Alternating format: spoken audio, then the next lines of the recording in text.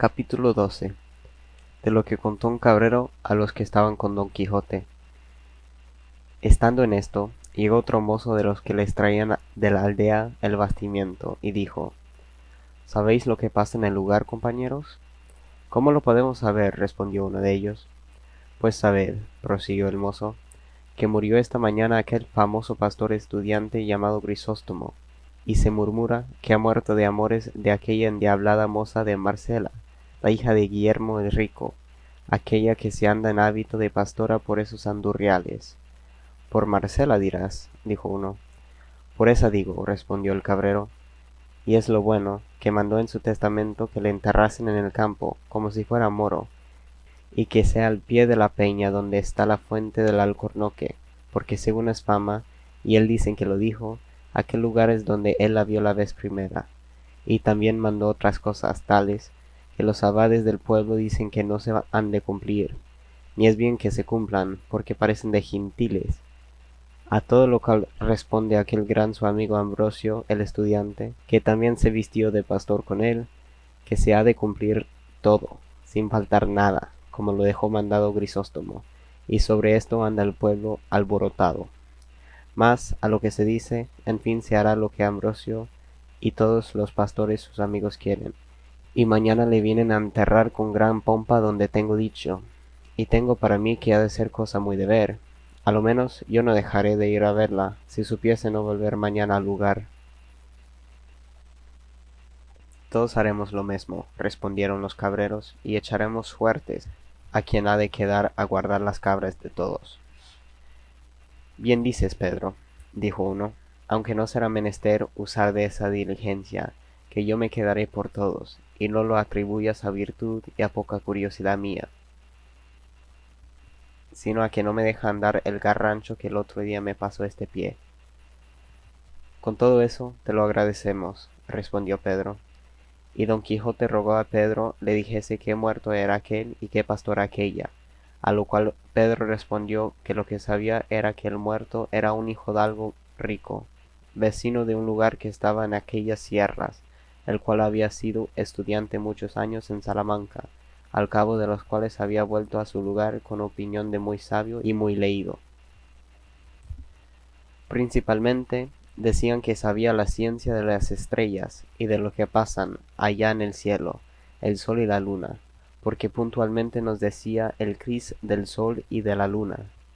Eclipse se llama, amigo, que no cris, el escurecerse esos dos luminares mayores, dijo Don Quijote. Mas Pedro, no reparando en niñerías, prosiguió su cuento diciendo: Asimesmo adivinaba cuándo había de ser el año abundante o estil. Estéril queréis decir, amigo, dijo Don Quijote. Estéril o estil, respondió Pedro, todo se sale allá. Y digo que con esto que decía se hicieron su padre y sus amigos, que le daban crédito, muy ricos, porque hacían lo que él les aconsejaba, diciéndoles: sembrad este año cebada, no trigo. En este podéis sembrar garbanzos, y no cebada. El que viene será de guilla de aceite, los 3 siguientes no se cogerá gota. Esa ciencia se llama astrología, dijo Don Quijote. No sé yo cómo se llama, replicó Pedro, mas sé que todo esto sabía y aún más. Finalmente, no pasaron muchos meses después que vino de Salamanca, cuando un día remaneció vestido de pastor, con su cayado y pellico, habiéndose quitado los hábitos largos que como escolar traía, y juntamente se vistió con él de pastor otro su grande amigo, llamado Ambrosio, que había sido su compañero en los estudios.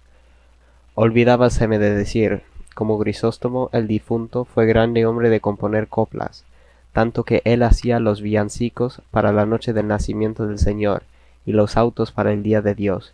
que los representaban los mozos de nuestro pueblo, y todos decían que eran por el cabo. Cuando los del lugar vieron tan de improviso vestidos de pastores a los 2 escolares, quedaron admirados, y no podían adivinar la causa que les había movido a hacer aquella tan extraña mudanza. Ya en este tiempo era muerto el padre de nuestro Grisóstomo, y él quedó heredado en mucha cantidad de hacienda,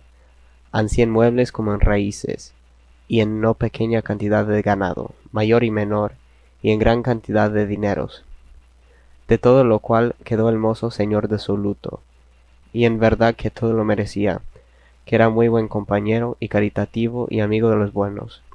y tenía una cara como una bendición.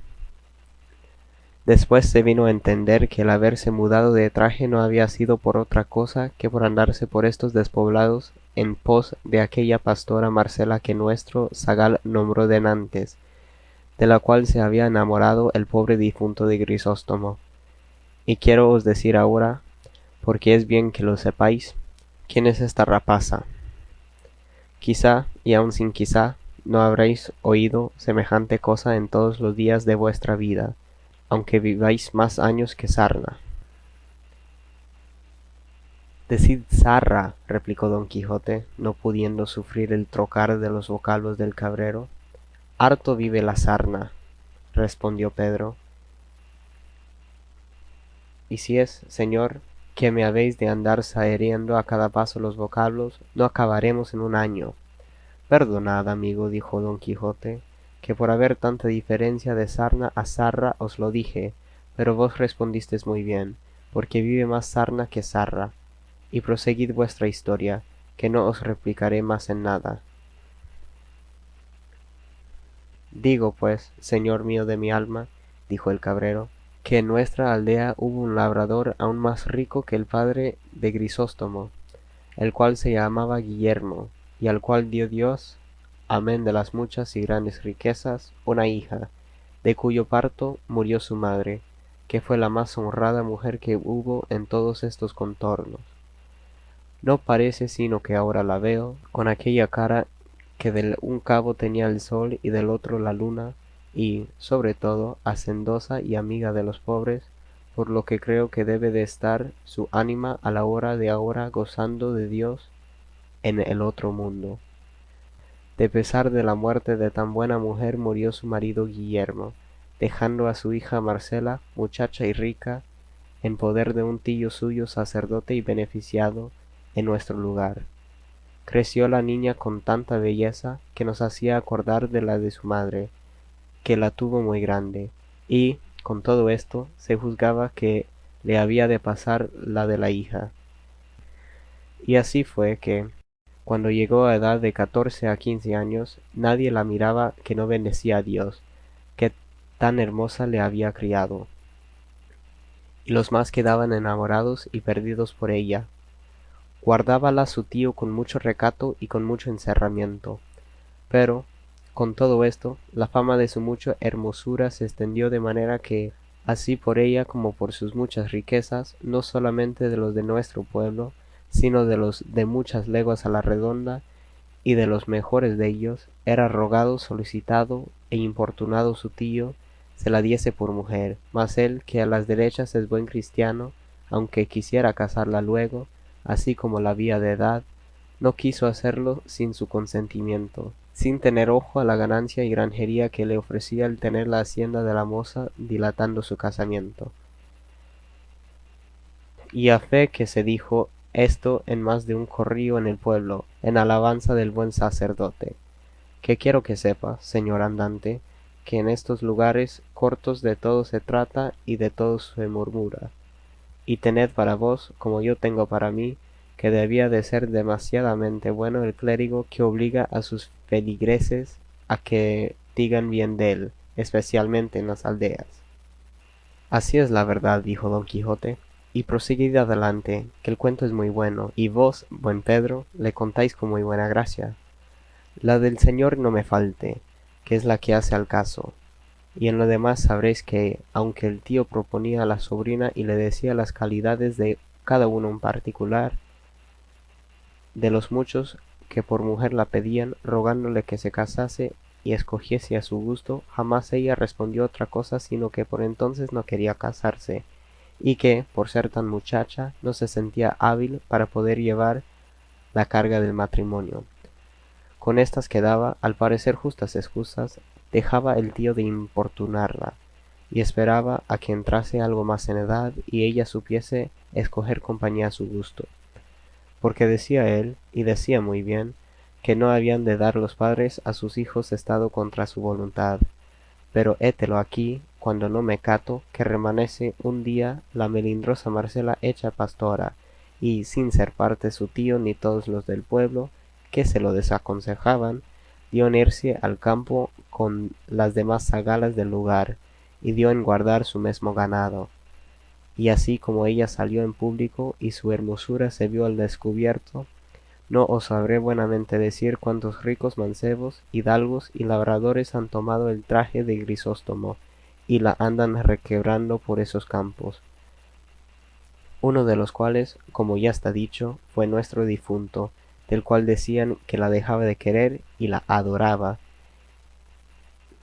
Y no se piense que porque Marcela se puso en aquella libertad y vida tan suelta, y de tan poco o de ningún recogimiento, que por eso ha dado indicio, ni por semejas, que venga en menoscabo de su honestidad y recato. Antes es tanta y tal la vigilancia con que mira por su honra, que de cuantos la sirven y solicitan ninguno se ha alabado, ni con verdad se podrá alabar, que le haya dado alguna pequeña esperanza de alcanzar su deseo,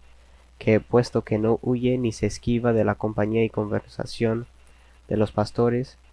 y los trata cortés y amigablemente, en llegando a descubrirle su intención cualquiera de ellos, aunque sea tan justa y santa como la del matrimonio, los arroja de sí como con un trabujo, y con esta manera de condición hace más daños en esta tierra que si por ella entrara la pestilencia, porque su afabilidad y hermosura atrae los corazones de los que la tratan a servirla y a amarla, pero su desdén y desengaño los conduce a términos de desesperarse, y así no saben qué decirle, sino llamarla a voces cruel y desagradecida, con otros títulos a este semejantes, que bien la calidad de su condición manifiestan. Y si aquí estuviésedes, Señor, algún día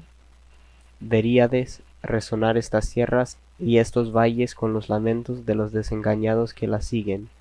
No está muy lejos de aquí un sitio donde hay casi 2 decenas de altas hayas, y no hay ninguna que en su lisa corteza no tenga grabado y escrito el nombre de Marcela, y encima de alguna una corona grabada en el mismo árbol, como si más claramente dijera su amante que Marcela la lleva y la merece de toda la hermosura humana. Aquí suspira un pastor, allí se queja otro, acullá se oyen amorosas canciones, aquí desesperadas endechas. Cuál hay que pasa todas las horas de la noche sentado al pie de alguna encina o peñasco, y allí, sin plegar los llorosos ojos, embebecido y transportando en sus pensamientos, le halló el sol a la mañana, y cuál hay que sin dar vado ni tregua a sus suspiros, en mitad del ardor de la más enfadosa siesta del verano, tendido sobre la ardiente arena, envía sus quejas al piadoso cielo, y deste y de aquel, y de aquellos y de estos, libre y desenfadadamente triunfa la hermosa Marcela. Y todos los que la conocemos estamos esperando en qué ha de parar su altivez y quién ha de ser el dichoso que ha de venir a domeñar condición tan terrible y gozar de hermosura tan extremada. Por ser todo lo que he contado tan averiguada verdad, me doy a entender que también lo es la que nuestro zagal dijo que se decía de la causa de la muerte de Grisóstomo, y así os aconsejo, señor, que no dejéis de hallaros mañana a su entierro, que será muy de ver, porque Grisóstomo tiene muchos amigos, y no está de este lugar aquel donde manda enterrarse media legua. En cuidado me lo tengo, dijo don Quijote, y agradezcoos el gusto que me habéis dado con la narración de tan sabroso cuento. Oh, replicó el cabrero, aún no sé yo la mitad de los casos sucedidos a los amantes de Marcela, mas podría ser que mañana topásemos en el camino algún pastor que nos lo dijese, y por ahora bien será que os vais a dormir debajo de techado, porque el sereno os podría dañar la herida, puesto que es tal la medicina que se os ha puesto, que no hay que temer de contrario accidente. Sancho Panza, que ya daba al diablo el tanto hablar del cabrero, solicitó por su parte que su amo se entrase a dormir en la choza de Pedro. Hízolo así, y todo lo más de la noche se le pasó en memorias de su señora Dulcinea, a imitación de los amantes de Marcela. Sancho Panza se acomodó entre Rocinante y su jumento y durmió, no como enamorado desfavorecido, sino como hombre molido a coces. Fin capítulo 12.